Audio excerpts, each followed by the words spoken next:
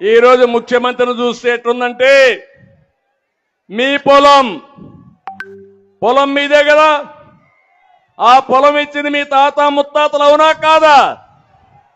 దానిపైన బొమ్మ ఎవడిది బొమ్మ?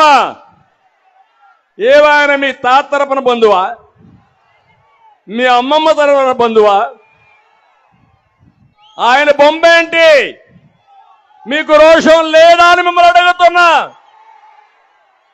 భూమి నీది, బొమ్మ అయింది. బొమ్మల పిచ్చోడు. కడాన ఇంకోటి చూడండి, మీ భూమి నెమ్మల రాళ్ళు వేసాడా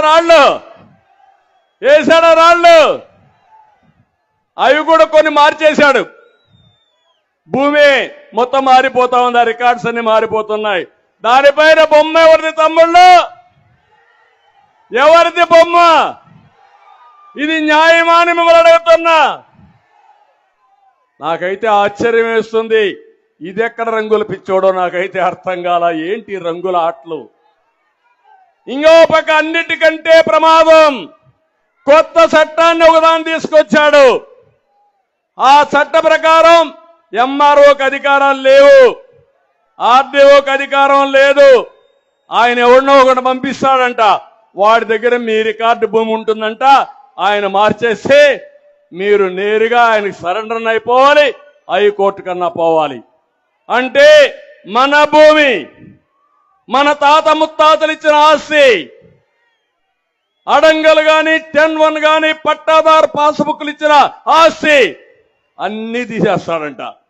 తీసేసి మనం అందరం ఈ జగన్మోహన్ రెడ్డికి బానిసలం. ఆయన ఎవడికి చెప్తే వాడికి ఆట ఆడడానికి. ఇది మీరు ఆమోదిస్తారా అని అడుగుతున్నా. మీ ఆస్తికి మీరు వారసులు అవునా కాదా? మీ ఆస్తి మీదవునా కాదా? అలాంటిది ఈరోజు మీ ఆస్తి కూడా రికార్డులన్నీ తారుమారు చేసేసి వీళ్ళు అమ్ముకోవాలని ప్రయత్నం చేస్తున్నారంటే వీళ్ళని ఏమనాలి నాకైతే అర్థం కాలేదు.